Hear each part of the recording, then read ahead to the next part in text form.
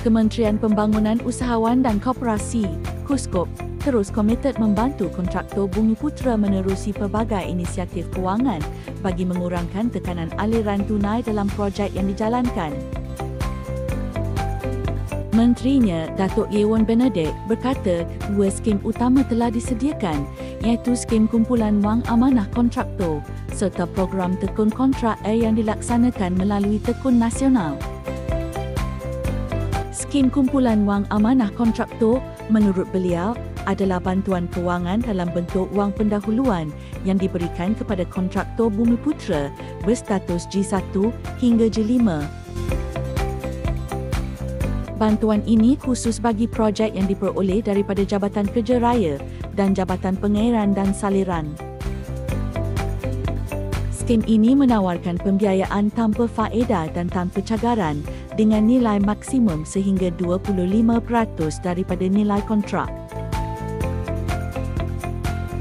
Daripada jumlah itu, 30% perlu digunakan untuk membeli bahan binaan daripada vendor Bumiputera berdaftar dengan Pusat Khidmat Kontraktor. Dalam masa sama, program Tekun Kontrak A turut disediakan menawarkan pinjaman tanpa penjamin dan tanpa deposit serta kadar caj pengurusan yang kompetitif. Bagi tahun 2025, Tekun Nasional memperuntukkan sebanyak RM500 juta bagi pelaksanaan skim ini. Sehingga 31 Mei lalu, sebanyak RM11.45 juta telah diluluskan kepada 178 kontraktor kecil Bumiputera di Sabah. Yewon menyampaikan perkara itu ketika merasmikan seminar pembangunan kapasiti kontraktor yang diadakan di Kota Kinabalu. Seramai 300 usahawan kontraktor dari seluruh negeri hadir menyertai seminar yang dianjurkan oleh Pusat Khidmat Kontraktor, salah satu jabatan di bawah KUSKOP.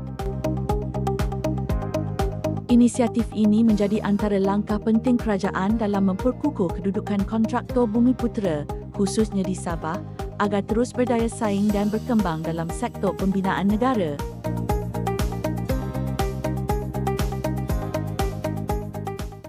Koperasi Pekerja-Pekerja Kerajaan Sabah Berhad atau KOTAX mencatat sejarah apabila menjadi koperasi pertama di Sabah yang terlibat dalam penyediaan perkhidmatan klinik kesihatan. Langkah ini diambil selepas KOPEX mengambil alih klinik Sahabat yang dahulunya dimiliki oleh Koperasi Sahabat Amanah Ikhtiar Malaysia Berhad atau KUB Sahabat. Klinik itu kini diberi penjenamaan semula sebagai KK Klinik. Menteri Pembangunan Usahawan dan Koperasi, Datuk Yewon Benedict, menyempurnakan majlis perasmian pengambilalihan klinik tersebut pada 15 Mei lalu. Menurut beliau, langkah yang diambil KOPEX bukan sahaja mengukuhkan portfolio perniagaannya tetapi juga memberikan impak positif kepada komuniti yang dilayani koperasi itu.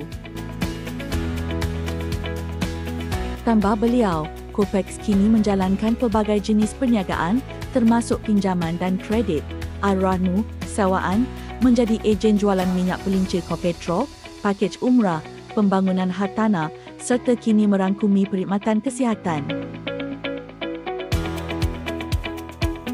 Inisiatif seperti ini diyakini bukan sahaja dapat meningkatkan hasil koperasi, malah menambah baik mutu perkhidmatan kepada ahli serta masyarakat sekeliling. Malah, KOPEX turut merancang untuk membuka 4 lagi cawangan klinik serta menyediakan perkhidmatan dialisis pada masa hadapan.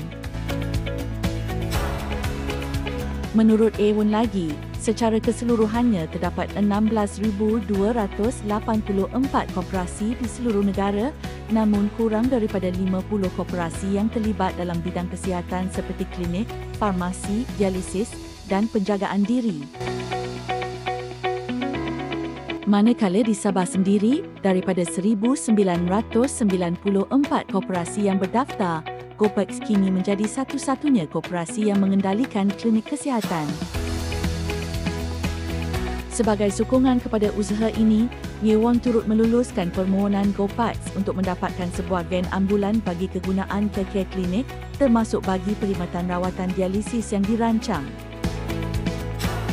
Bersempena dengan majlis perasmian tersebut, beliau turut melancarkan produk wafel emas Copex sempena ulang tahun ke-63 penubuhan koperasi itu.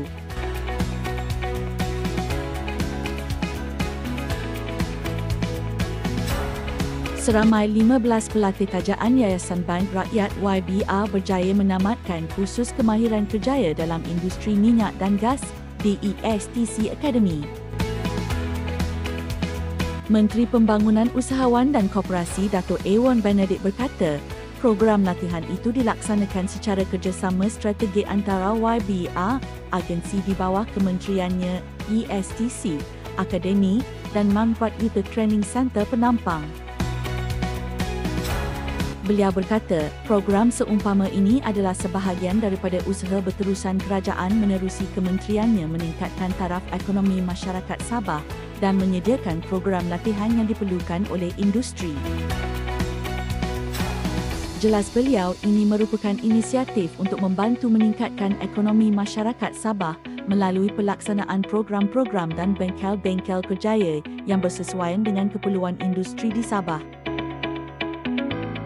Dalam majlis ini, 13 daripada 15 orang yang bergraduan telah pun menerima tawaran pekerjaan, manakala 2 orang lagi sedang dalam proses untuk mendapatkan pekerjaan.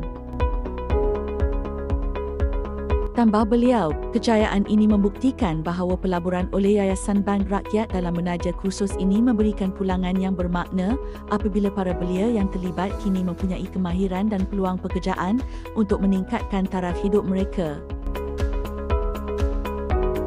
Beliau berkata demikian ketika ditemui pemberita selepas menyempurnakan majlis penutupan dan penyampaian sijil tamat kursus kemahiran kerjaya dalam industri minyak dan gas di Pusat Latihan ESTC Academy pada 19 Mei lalu. Menurut Ewan, kejayaan program ini juga menyumbang kepada usaha mengurangkan kadar kemiskinan di Sabah selaras dengan arahan Perdana Menteri agar isu ini ditangani segera tahun ini. Jelas Ewan, menerusi kementerian beliau, program seumpama ini adalah satu daripada banyak inisiatif yang sedang laksanakan di Sabah. Dengan institusi TV yang ada di Sabah, dengan komuniti ibu bapa dan para pelatih yang mengambil bahagian di dalam kursus industri minyak dan gas yang dikendalikan oleh ESTC melalui sumbangan pembiayaan daripada Yayasan Bank Rakyat. Saya ucap tahniah kerana ada hasil daripada kunjungan kita ke ESTC di tempat ini pada tahun yang lepas dan membawa kita semula ke tempat ini, dan saya yakin ini pertama kali dan sudah semestinya bukan yang terakhir kita mengadakan program seperti ini. Keduanya kita menuai kejayaan 15 orang pelatih anak-anak muda negara kita daripada Sabah yang telah mengambil bahagian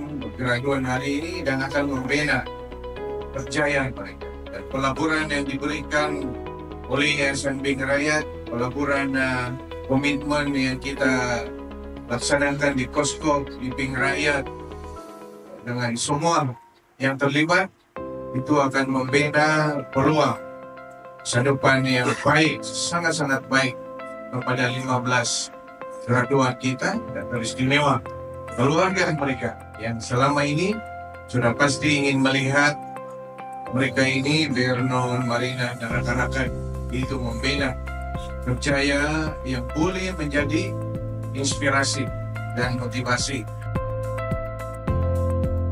Kursus latihan kemahiran kerjaya dalam industri minyak dan gas ini adalah usaha sulung di antara Yayasan Bank Rakyat dan Manfaat Youth Training Center.